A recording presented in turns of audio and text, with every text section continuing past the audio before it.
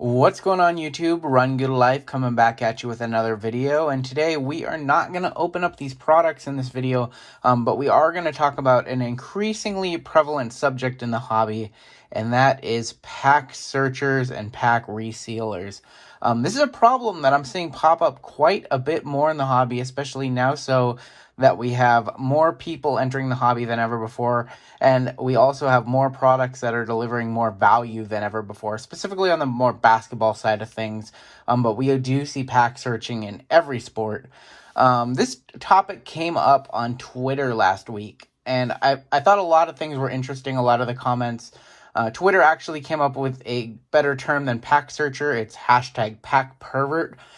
Because when you find a pack searcher in the wild, they're going to be fondling packs. So they're pack perverts, sure enough. So let's keep that trending. So if you're not familiar with the Twitter community, we have a really, really good card community on Twitter. We have some great people like Watch the Breaks, at Watch the Breaks. I point him out because he's kind of champions a lot of different things. But we also have people like Wax Pack Hero Mike Summer. I believe he was a part of this as well, and a whole bunch of other names. I don't want to name any more, like specifically, because there's a big community of hundreds of collectors. I would even say so far as to say thousands of collectors, all sharing their stories, all sharing what they collect, all sharing what they found out in the wild, all sharing their hits, what they have for sale. A lot of trading goes on, things like that. So Twitter community, great for cards, kind of skews a little bit older than the Instagram community, which is more into like the trading and investing. But one of the topics that came up, there was a video that was shared of somebody who took quite offense to finding a pack searcher out in the wild. So now what was this pack searcher doing? So I'm going to go over four maybe basic ways that I believe that we have pack searchers and resealers out there. So in this particular video, this gentleman was looking up the packs, whether they're gravity feeds or regular packs like this, or probably works a little bit better with what this guy was doing with jumbos. But basically, he was running his finger along the edge of the cards. This is damaging. This can cause edge wear if you're doing this. Running his finger along the edges of the pack, looking for a thick spot, so he'd know there was a relic in there. So that's one way. If you see somebody out in the wild doing that, that's kind of scummy. And I don't want anybody to watch this video. On the flip side, I'm being informative about what they're doing. I don't want anybody to use this video as tips for going and doing these things. That would be like the exact opposite of why I'm doing this video. But I do think it's important for the new people in the hobby and the people who aren't familiar with what some of these scummy tactics are that these people are doing and what you can look out for to safeguard yourself from a pack searcher, or from, if a bunch of packs have been searched, that's kind of hard to tell. But if a pack's been resealed, you can take steps to protect yourself. So I'm going to go through that. So that's one of the first things. If I can find that video, I will share it at the end of this video. But they're just, running their finger, Some people may do it a little more softer than others, but in order to be effective, they really have to get in there, and that can cause edge wear to your cards. So that's one thing they do. Another thing that we've seen lately, and again, I pointed out Watch the Breaks for this, people are actually going in with scissors or whatever it may be, and they're clipping the edges. And I'm scared to even do this in this video because I don't want to damage the cards. I've never taken scissors to a pack. But they are clipping the corner and looking in there to see for thick cards or chrome cards or anything that you can see in that tiny little hole. I can't really see too much. Maybe you guys can. And I'm looking at this under light. In there, I'm looking at it. I can't see any thick cards, so that pack's no good. So I'm just going to put it back. Now, some packs, the Topps Heritage pack kind of has a different wrapper, but a more like a Prism gravity feed, or a Topps Series 1 that has the more plasticky feel, that doesn't have these like large ribbed bottoms. Not a condom. They can just very clearly clip them, and we see those out in the wild. I believe Watch the Breaks actually bought some. So another thing you have to watch out for. Again, with fat packs, particularly with basketball, And even football, because my friend Blaine, who is also on Twitter, he actually encountered some. I actually bought some Donruss fat packs, now that I think about it, that I had to take back to the store. So one easy way, usually the way that they are resealing these, you got to pop this off. I'm really bad at this. You guys can see that I never do this. So you get this pack like this, and you can easily pop. I can't even do it. But you can easily grab that. You can easily, in some packs, pop this edge open, pull the cards out of the bottom, search them, put them back in there. Or you can seal it up through here, pull the cards out through there, and then reseal that way. And that's how my Donruss packs were. They had gone here. So see how this kind of seals like that? You can get that seal right there. You can actually pull those cards out of there. And then when you reseal it, you seal it back up, and it's really hard to tell. I know I ripped this pack a little bit, but it's really, really hard to tell when it's under there. So if you do that, just, if you're going to buy a few, just...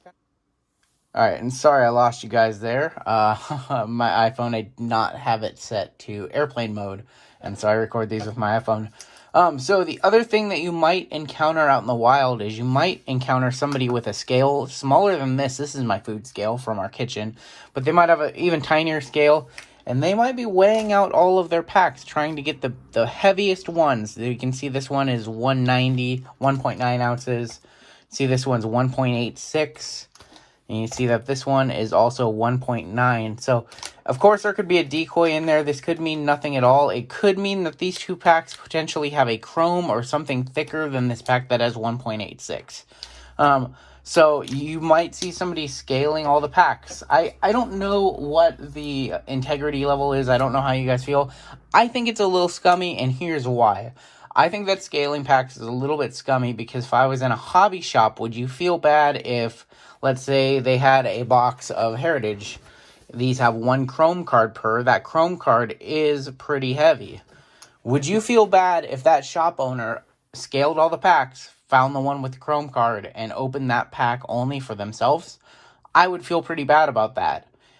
So my premise is, if you're out there with a scale or something like that, pretty scummy. I would never do something like that. I also think that it's a little scummy. On the flip side, if I'm out there doing this, not tampering with the product, I got one in each hand and I'm trying to figure out which one's heavier, sure. I don't have a problem with that. If you can tell the difference between 0.84 and, what is this one? This one's 0.81. If you can tell that 0.81 and 0.84, then you probably deserve to. That means you've done a lot of packs, because I can't tell the difference between these two when weighing them hand by hand. But I've seen people do that. They're not tampering with the packs. I'm cool with that. Hanger packs, again, I'm not really sure. I've seen one way that these are tampered with. You can kind of go on the bottom and reseal. So it's just something to watch out for. You can be careful, and yeah, there you go. If you're very careful, and I'm not being very careful, I'm just kind of ripping it open. You could do that. I believe the cards are right here on the bottom. So you can pop those out like that. Take a look. No relic there. Pop them back. Pop them back. Put a little piece of glue there. And maybe nobody will ever tell the difference. Or maybe they will. But that's another thing. And then again with blasters. Blasters are sealed. But again, we see people take a little slit or whatever. Open them up. We've seen people just open these up. So I've seen these on the shelves, not Topps Heritage, but I saw last year with Topps Update. On the shelves, people just busting packs in the aisle, putting them back in like this, and then putting an unsealed blaster. So every blaster is going to come sealed. All the packs usually pretty easy to get. So just look at your seals. Make sure they're all intact. They all look good. And it's really unfortunate that we have to deal with this in the hobby. Generally, my area has been pretty good, but like I said, I got hit with some Donruss basketball packs. My friend Blaine got hit with some football packs that were resealed, so this is something that we are seeing a little bit more of in the hobby. I would say you probably want to do more due diligence if you're buying fat packs or loose packs, gravity feed packs for sure. Just take a look. And as always, if you do get home with packs that you believe are tampered, and you've opened one or two, take the rest back. Take back the ones that you opened. Explain explain what you know to the customer service department. They're generally pretty good about this kind of stuff. But we are seeing this stuff in the hobby. It was a topic on Twitter, and I wanted to bring it to YouTube. I wanted to open up the discussion. So, you know, this video wasn't meant to show people how to do things. I really hope that the people watching my content aren't the type of people and aren't the type of characters who would do something like that.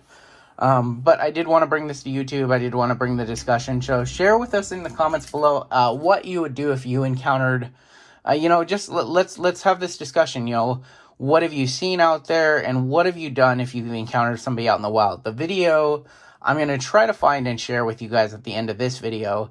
It was a very hostile way to approach a pack searcher, and the Walmart security people and the employees were involved, and it seemed kind of messy, but I do think it's fair to say something when you spot somebody doing something in the hobby that's not kosher. You know, when you spot it in the wild, you should definitely say something to them. So that's going to do it for this video. Again, if I do find that video that's on Twitter, I will share it at the end of this video, and we'll have some more pack openings.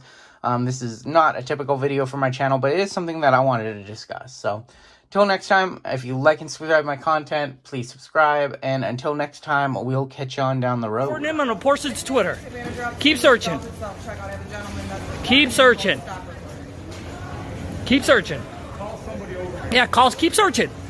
Keep searching. Keep searching packs. You're not allowed to report. No, you can't, because you're damaging the cards. You are damaging the cards. Sure can. Just buy it. No, that's not the same thing. It's not the same thing. You know it ain't the same thing. You know damn well it ain't the same thing. Not recorded. You're searching through the packs and damaging the cards. Bologna, yeah, okay. Got one in the wild. I know exactly what I'm talking about. Stop searching the packs of cards.